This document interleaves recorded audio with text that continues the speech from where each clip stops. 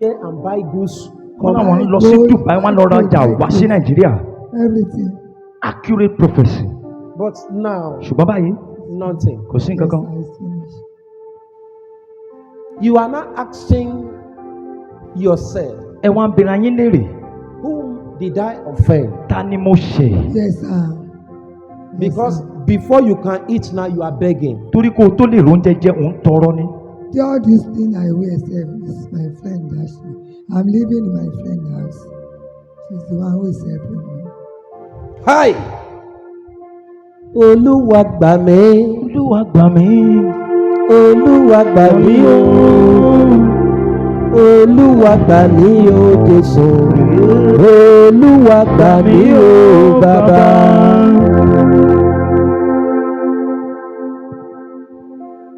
Do you know your problem? Ìjẹ́ mo ṣòro yín.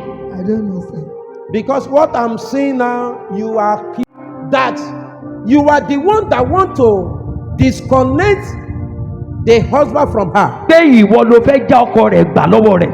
And in the realm of the spirit, there is a fight between you and that lady. Because in the realm of the spirit, there is a day Theophilus came to you and the wife praised him to your Nípele heart. tí ẹ̀mí mo rí ìjà tó wáyé láàrin ìwọ àti ìyàwó Theophilus torí ọjọ́ kan wà tí Theophilus wá sílé ẹ̀ ìyàwó ẹ̀ dẹ̀ wá. The fight is too much, sir. Ìjà yẹn We pọ̀. wound ourselves. Wọ́n náà wọ́n ṣe ra wọn léṣe. But do you know Ǹjọ́ mọ̀, the wife of Theophilus ìyàwó Theophilus yìí went to herbalist ó lọ ọ̀dọ̀ babaláwo. and put something in her body Ó wá fi nǹkan kan sínú ara ẹ̀. that Theophilus should sleep with her. Pé kí Theophilus bá òun lájọṣepọ̀. If Theophilus sleep with Kí her Theophilus bá òun lájọṣepọ̀. and he sleep with you, Tó dẹ̀ bá ẹ lájọṣepọ̀. all your wet will. Gbogbo owó ẹ̀ láwọn mi. Hey, it's true, Daddy. It's true. Remember, Rántí o, after your money finish, lẹ́yìn ìgbà tó wọ́ ẹ tán, Theophilus run away. Theophilus jápa. If himself, if I met him on the road, I saw him. If I call him, he no answer me. He said that. Ó ní tóun bá rí Theophilus ní títì gan tó bá pè Theophilus ò ní dáhùn. It's okay. Obìnrin dẹ̀ para ẹ̀ mọ́ tẹ́lẹ̀ o. And this woman keep herself before o. Ó dẹ̀ ní kó nǹkan fún ọmọkùnrin láyè o. She just say she just give Theophilus chance o. Ṣùgbọ́n ohun tí mo rí nínú ayé obìnrin But what I see in the life of this woman, kò lórí ọkọ. she did not have the head of husband. I have 3 children, it's different, Papa. Different papa. Ó lóun lọ́mọ mẹ́ta, bàbá mẹ́ta. Ah! Irú ìrànlọ́wọ́ wo la lè ṣe o? And what kind of help can we render? Ọlọ́run tó torí ṣe máa bọ̀. Come.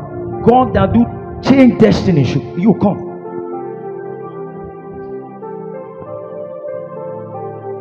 Lay down. Kúnlẹ̀, Wà wá gbàdúrà. you pray.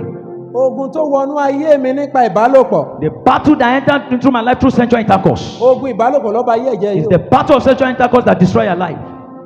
Ogun tó wọnú ayé mi nípa ìbálòpọ̀. The battle that entered into my life through sexual intercourse. Olúwa fi àánú tì jáde. Oh God, by mercy, push it out. Sọ́jà dùà. Turn it to prayer.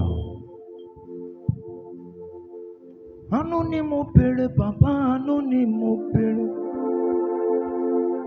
Àwíjàre màmá kọ́ o. Àánú ni mo béèrè. In Jesus' name we are praying. Amen, amen, amen in Jesus' name. Àlàáfíà. Peace. Dédé. Stand up. Má ronú mọ́. Don't think again.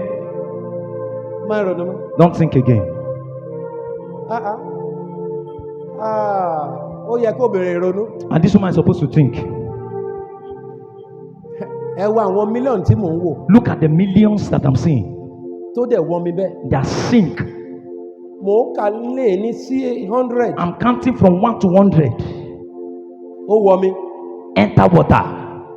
From 100 to 120. Or from 100 to 120 million. Ó wọ́ mi. Enter water. From 120. Olúwa. From 120 million. Mo ń bọ̀. I'm coming. From 120 to 170. Not to 120, see 170 million. Ibẹ̀ ló parí sí. That is where it finished. 170 million dẹ̀ lọ bẹ́ẹ̀. and 170 million enter water. And now ìgbà tí obìnrin dẹ̀ ń tajà yẹn. And when this woman is doing that business, owó dẹ̀ ń jẹ́ owó ń bà yẹn. money is still money then.